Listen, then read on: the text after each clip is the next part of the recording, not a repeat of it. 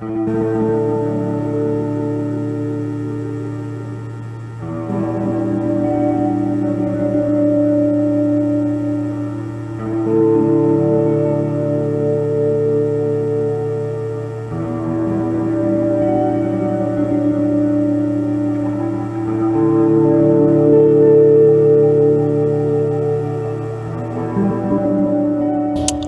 guys, you can probably tell from the weather that I'm back in Ireland. The clear blue skies of Portugal are a distant memory now at this stage. I'm still not back in the Mourne Mountains though. I'm actually down in the south of Ireland, right down on the Cork and Kerry border. It's an area called the Beara Peninsula. It's a really beautiful area. I've been here a couple of years ago. I kind of took a quick drive around, but I've never really fully explored the area, so that's kind of the plan for the next day or two, is to take my time and just travel around this peninsula and see what photos I can find. I got down here late last night, so it was pretty dark. Just managed to find this little pull up here. I'm on the edge of a road. You can probably hear the cars going by, but had a pretty good sleep, to be honest. It was very quiet last night, very peaceful little area. I wasn't sure what the views were going to be like this morning, but pleasantly surprised, to be honest, when I opened the door. Have a great view over to some mountains over on the Kerry side of the bay. There's some real thick cloud just hanging on the tops of the mountains. Looks really nice. Didn't get much of a sunrise. I have some more mountains behind me that's kind of blocking the sun as it comes up, so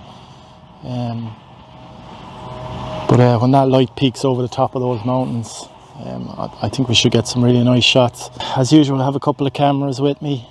The main one I'm trying to focus on this trip is the Fuji G617 panoramic camera. I have a couple of different film stocks with me as well. I have Portra 160, Cinestill 800T, which I've actually never shot before. And I have a couple of black and whites. I have Ilford 3200. I have HP5. I also have my 35mm camera with me, my trusty Canon EOS 500, and I have a couple of different film stocks for that as well. Again, some Delta 3200, which I'm kind of liking these days, and I think I have some Kodak Ultramax, which I haven't shot in a long time. Not sure how much I'm going to shoot. It's really just going to spend the next day or two just taking my time driving around the peninsula and just seeing what sort of shots I can take.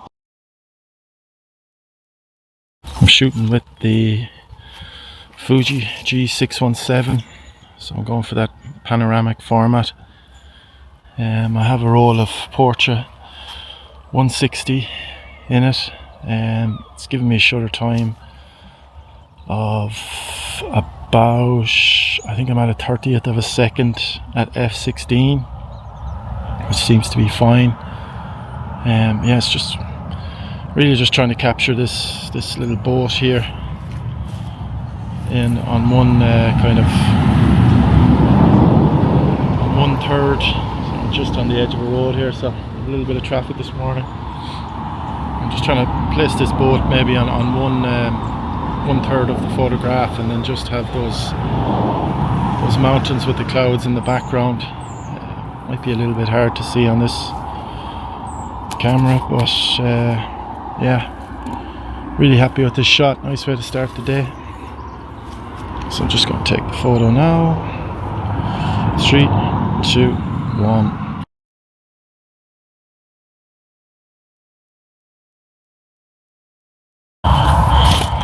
So just kind of having a little look around this area while I'm here.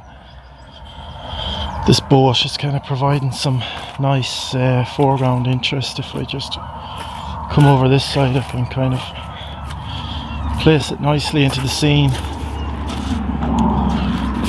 So you've just got you kind of have this little rope you can see here acting as a slight kind of leading line. You have this boat which kind of points out this direction to the other boat, which is just in the background there, and that kind of opens up the scene into these mountains in the background with the clouds. So it's a nice little scene. Not sure if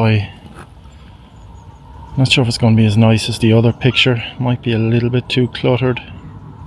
Maybe a little bit too much going on, but it's a nice little variation on the other scene there. So yeah, a nice little shot to take as well, and happy with these two. Going to be shooting some Fuji Instax Instant Film, and the camera I'm going to be using is my medium format, my Mamiya RZ67. I'm using a back for it that was developed by a guy called Hans. I'll link to his Instagram in the description to this video. So Hans has 3D printed some connection plates that allow you to use a Fuji Instax back with the medium format RZ67. I've used it a few times now, mostly for portraits, so this is the first time I'll be using it kind of for proper landscape work. I think it should be interesting to see the results.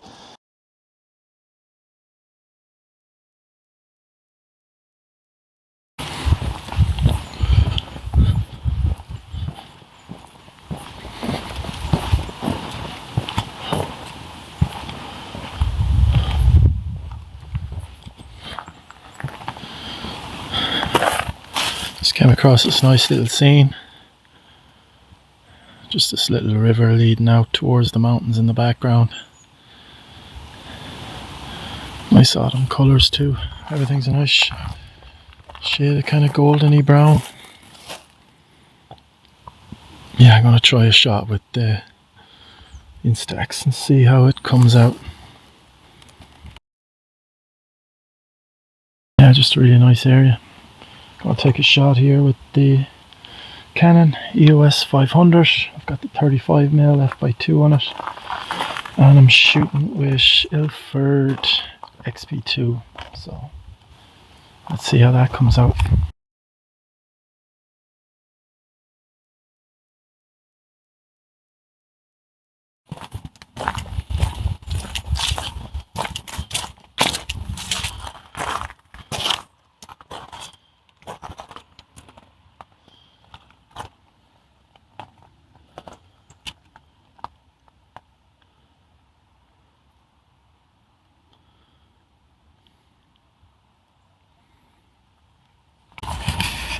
Just kind of looking at this scene here.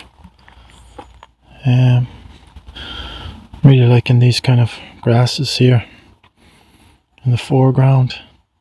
Give a nice little pop of colour to what is otherwise a pretty gloomy scene. But yeah, I think it works okay. This little kind of ridge line coming in here kind of draws you into that background. Nice little bit of mist and cloud on the hills in the background, but yeah, nice little composition. Give it a go, see how it comes out.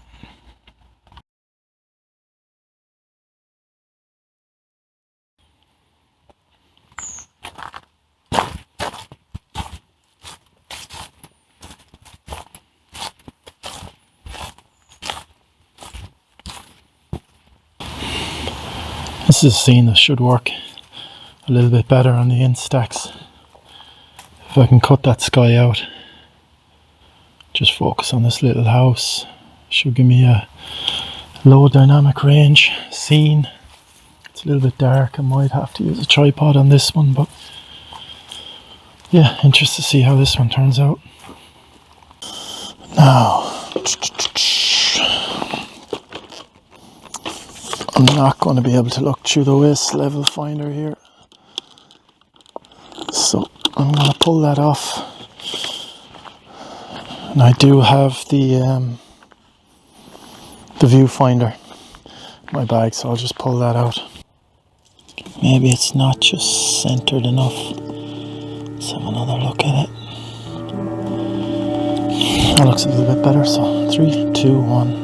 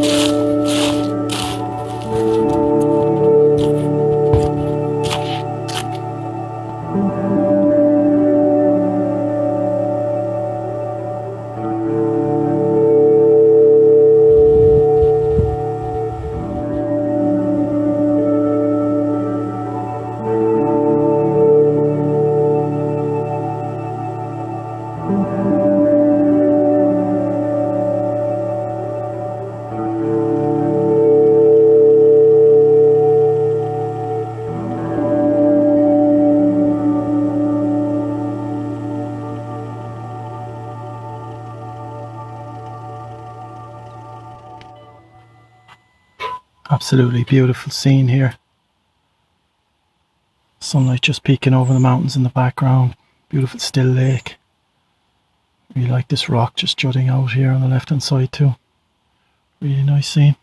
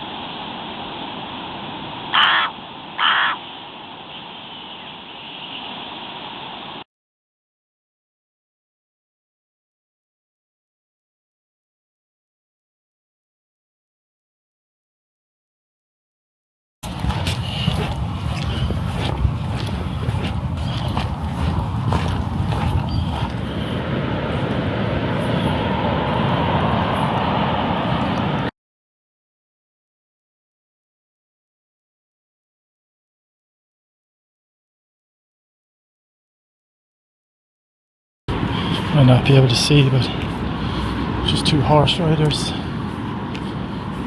just making their way up through the surf here, so I'm gonna try and get over closer to them. See, can I grab a few pics?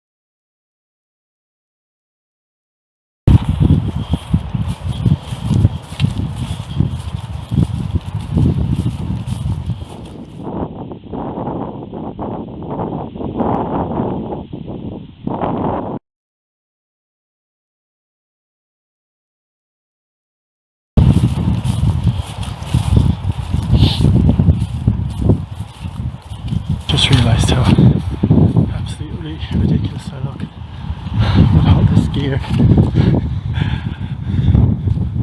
met a man back there and I could just see the looks he was giving me. What are you doing?